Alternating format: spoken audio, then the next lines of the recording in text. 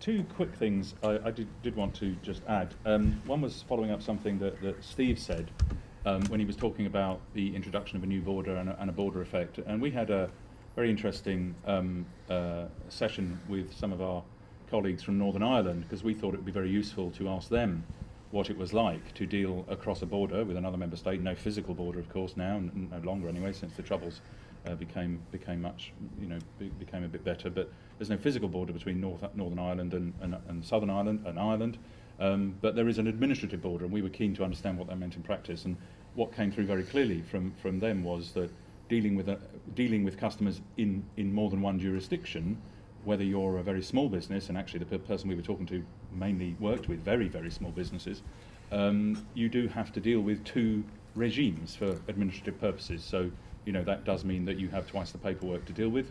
But another interesting point, and a very important one for our industry actually, is that the most important, every country has a network of double taxation treaties, so that companies with operations in more than one country can arrange their tax affairs in a way that is fair to the taxpayers in the different countries. And he was just making the point that the most important treaty he was pointing at me, you need to think about is the double taxation treaty with the rest of the UK. Because for those people, for his customers, it was the double taxation treaty with Ireland that was very, very important to them.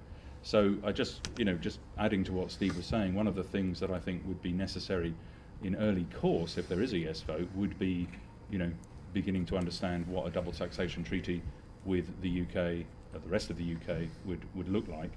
And related to that matter, that affects our industry more generally, is the existing network that the UK has of double taxation treaties with other countries, US, for example, the operations that the US investment banks have here in Scotland. Would that be subject to the UK's double taxation treaty, or would there have to be a new one? What would America feel about that? Some of these issues, will need to be resolved, I think, after a yes vote. The second point I wanted to make was perhaps unfairly following up something John said, and because he wasn't here when I spoke. So, but I was interested in what he was saying about the integrated financial services market, where you could have a separate regulatory regime and a separate tax regime, but things would be done to make it complementary to the UK, which would retain an integrated financial services market on the basis of a union, a currency union. And I just wondered whether, I suppose I have to, reflect in my members' thoughts, express a degree of scepticism about whether that would really materialise in practice. If it could be done, then perhaps we would already see it across Eurozone countries, where there is a single currency, of course, but we don't see, a truly integrated financial services market. People in, Denmark don't buy pensions from Holland, or by and large. There's very little cross-border purchase of products of that kind. So I suppose I just, gently question whether that's a concept that would be easily materialised, particularly in a newly independent country where one would be asking the new decision makers in that independent country to, almost abdicate some of the decision-making opportunities that they had acquired through the process of becoming independent. So that's just a couple of questions. Okay, thank you. Steve? Thank you. I was humming a tune during the coffee break, and it's taken me 10 minutes to work out what it is. It's Jimmy Cliff's There Are More Questions Than Answers. I think we started this debate by saying that, yes, there are a lot of questions, and we probably won't have the answers for them today. So questions around taxation, around currency. I'm interested in John's choice of language around Scotland choosing its currency. That will depend on whether the UK are prepared or whether Europe are prepared to allow their currencies to be used by an independent Scotland. I wouldn't mind John just coming back on that. Obviously, issues around jurisdiction, regulation, the cross-border issues, the whole issue of borders creating barriers. I was talking to Derek during the break, and clearly Murdo and John are treading a well-trodden path with their arguments, but it didn't come across like that. It came across as really you guys putting your arguments for the first time, and we thank you for doing that. I mentioned in my piece it's really important for the public to have a fully informed debate, and this certainly feels just like that. Thank you. Firstly, can I thank Steve for his kind words about putting the debate. It doesn't feel like the first time I've ever had this debate, and I'm sure it won't be the last. So thank you. It sounded fresh. Thank you very much for that, Steve. Just a couple of comments which should reflect what both Owen and Steve had said. First of all, on currency, I think John's absolutely right to say that the optimal outcome would be a currency union with the rest of the UK. Of course, that would depend on whether that could be achieved. And of course, not everybody in the Yes Scotland campaign thinks that. Dennis Canavan, who's chair of Yes Scotland, Patrick Harvey, Colin Fox, other leading lights, take a different view. They'd like to see a separate Scottish currency. So I wonder who's going to take that decision. If Scotland votes yes in September next year, we've got 500 days until Independence Day. Who's going to decide in that period what currency we're going to have? And if a currency union doesn't work, what's the alternative? What's plan B? And the second thing is on this question of regulation. I wonder if the Scottish Government have done any analysis of the additional cost to the financial services sector of this extra layer of regulation. What's it going to mean to your bottom line having to deal with two systems rather than one? I think I'm going to have to shout, I think, where the microphone is. First of all, my apologies that I wasn't able to be here for the presentation of all my colleagues, just with other things that are on today. But let me deal with some of the issues that have just been raised. First of all, on the point about double taxation treaties, and Owen's right, these are very important, but countries have double taxation agreements all over the place.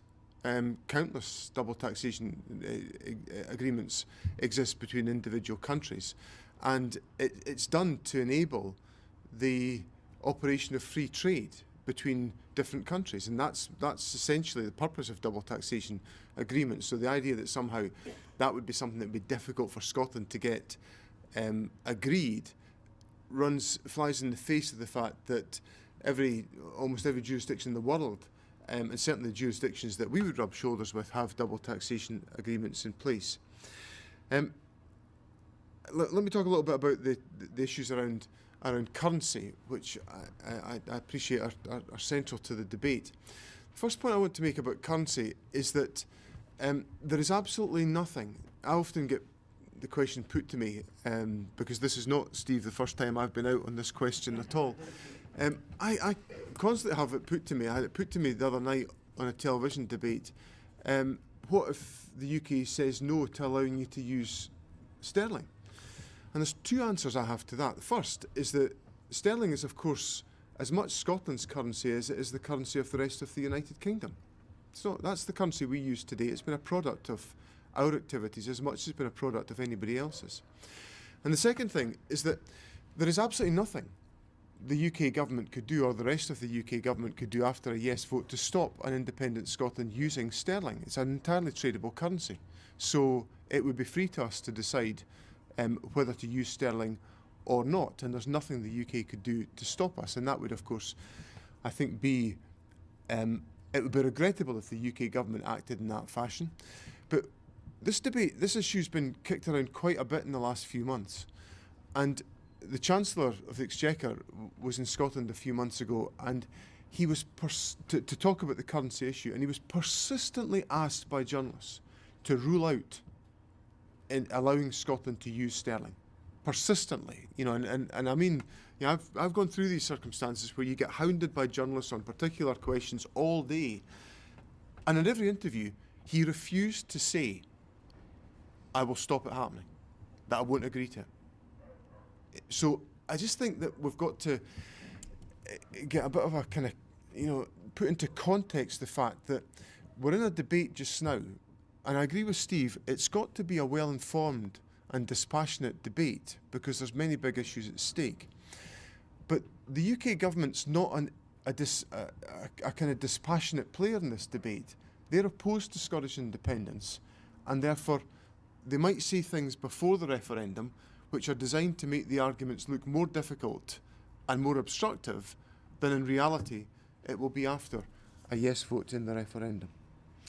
And on the question of that Owen raises about an integrated financial services market, I think that the very big difference that we have is that we have an operational regime which companies in Scotland are participating in selling into the rest of the UK, and an operational regime in a whole variety of different sectors where the companies in the rest of the UK are selling into Scotland.